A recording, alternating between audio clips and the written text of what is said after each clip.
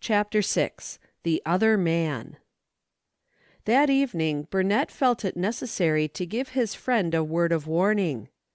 "Holloway's going to take Betty in tonight," he said as they descended the lower stairs together.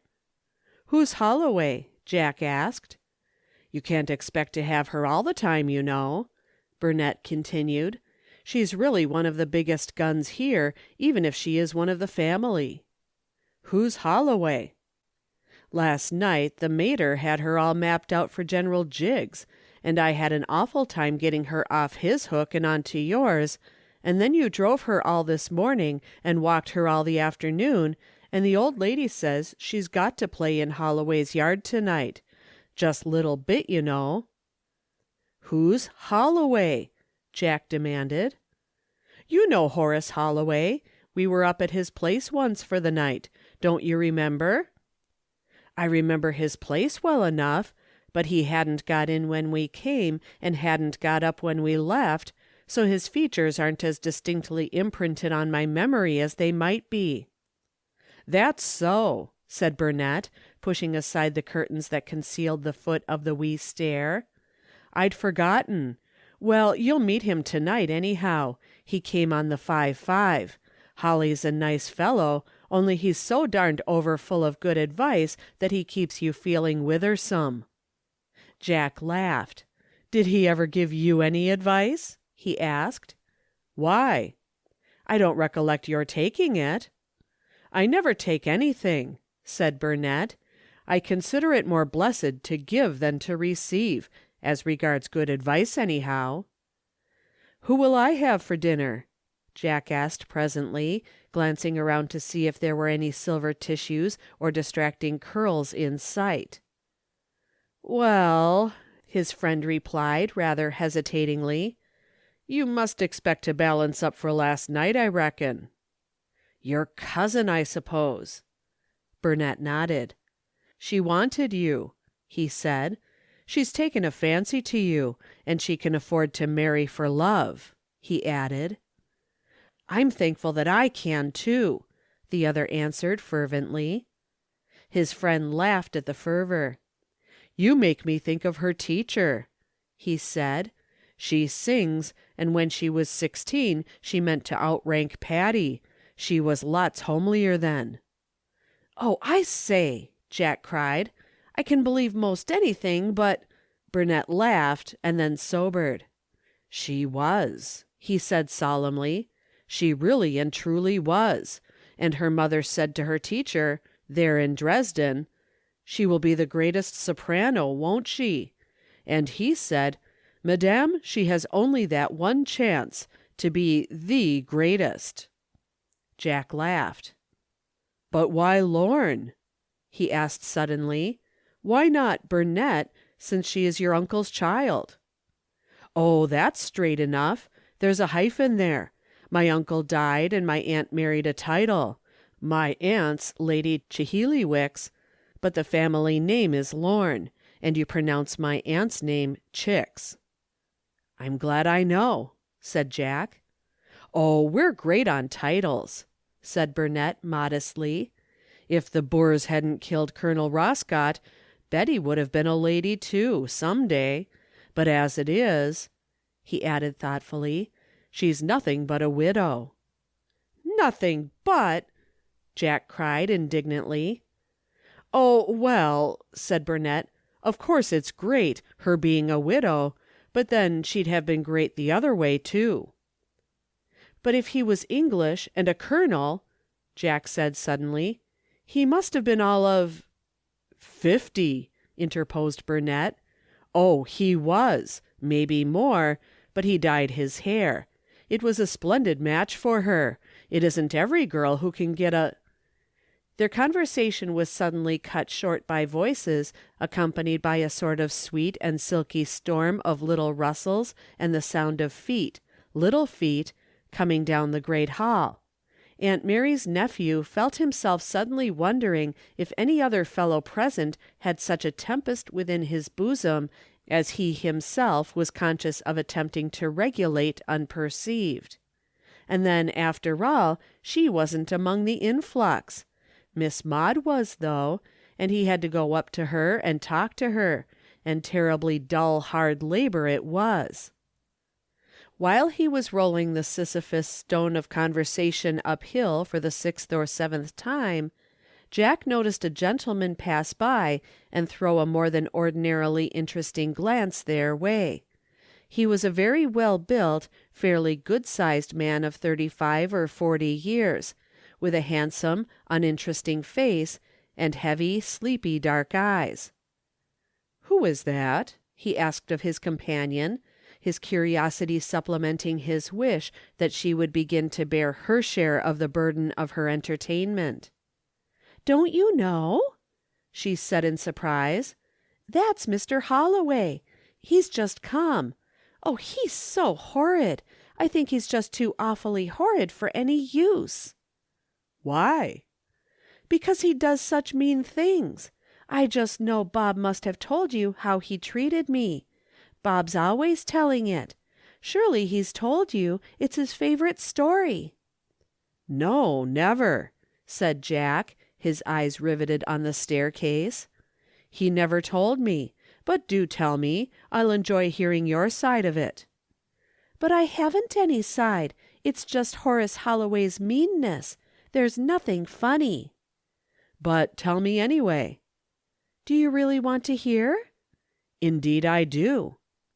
"Well, it's just that we were up in the mountains, and I was rowing myself, and the boat didn't go well, and Mr. Holloway came down off the hotel piazza and called to me that she needed ballast, and I said, 'Is that the trouble?' And he said, 'Yes, row ashore and I'll ballast you.'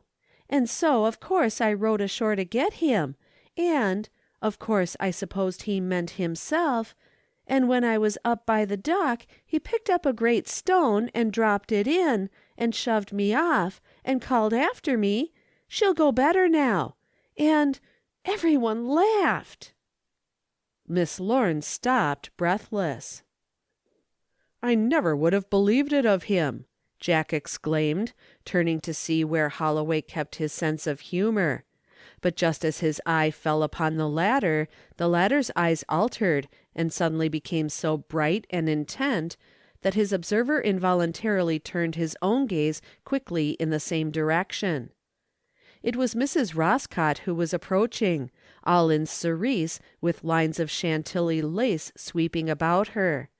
It seemed a cruelty to every woman present that she should be so beautiful.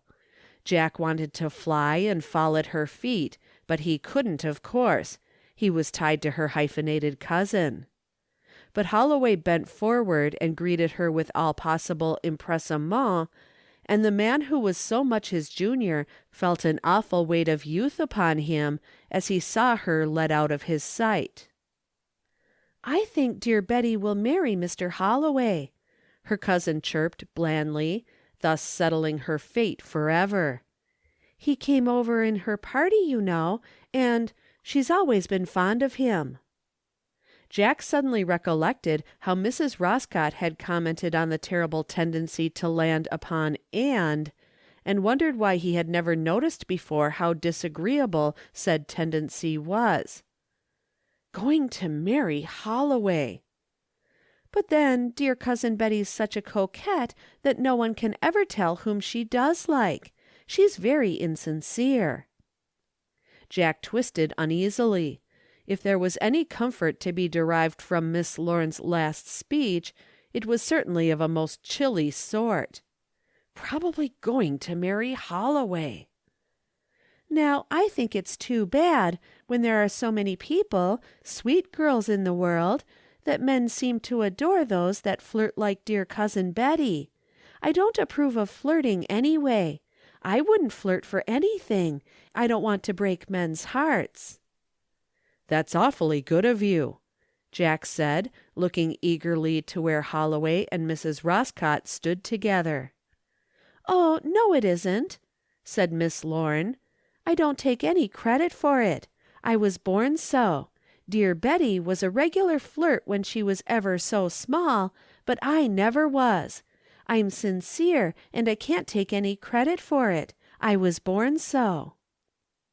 Holloway was talking, and Mrs. Roscott's eyes were lifted up to his. Jack was sure there was adoration in them.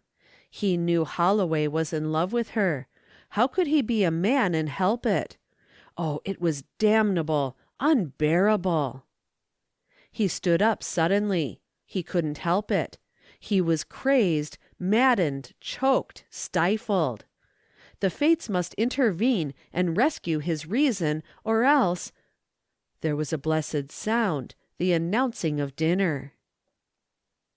Later there was music in the great white salon where the organ was.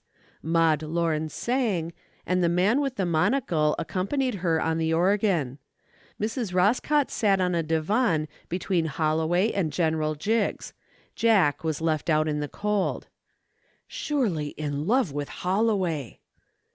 It was only 26 hours since he had first met her, and he hated to consider his life as unalterably blasted, or to even give up the fight. Nevertheless, whenever he looked across the room, he saw fresh signs of the most awful kind. Even the way that she didn't trouble over one man, but devoted herself to General Jiggs, was in itself a very bad portent. Well, such was life, and one must bear it somehow and be a man. Probably he would suffer less after the first 5 or 10 years. He hoped so at any rate. But, great heavens, what a fearful prospect until those first 5 or 10 years were gone by. Finally he went up to his own room and put on another collar and sat down at the open window and thought about it for a good while, all quiet and alone by himself. After that he went back downstairs. She was gone, and Holloway too. He felt freshly unhappy. When you come to consider, it was so damned unjust for one man to be 35 while another, just as decent a fellow in every way, was in college. A hand touched his arm. He turned from where he was standing in the window recess and looked into her eyes. "I'm very wicked, am I not?" she asked, looking up at him so straight and honest. "I can't admit that," he replied. "But I am. I know it myself. What Bob told you was all true. I'm a heartless wretch." She spoke so earnestly that his heart sank lower and lower. "I wanted to speak to you about tomorrow morning," she said, after a little pause. "You know we were going to drive at 10 together, and I wondered if— You see, Mr. Holloway's an old friend, and he's had so much to tell me tonight, and he isn't half through." She was drawing him with a chain, a hair chain, which she had woven out of her eyelashes in the twinkling of an eye, either eye. He felt himself helpless, and choked. "Of course I don't mind. You go with him. It's quite one to me." She gave a tiny little start. "Oh, I didn't mean that at all," she cried. I meant, you see, it's all been a little tiring, and tomorrow's Sunday anyway, and I wanted to ask you if we couldn't go out at 11 instead of 10. She looked so sweetly questioning, and his relief was so great, and his joy, probably don't care a rap for Holloway, so intense, that he could hardly refrain from seizing her in his arms. But he only seized her little hand instead, and pressed it fervently to his lips. When he raised his eyes, she was smiling, and her smile filled him with happiness.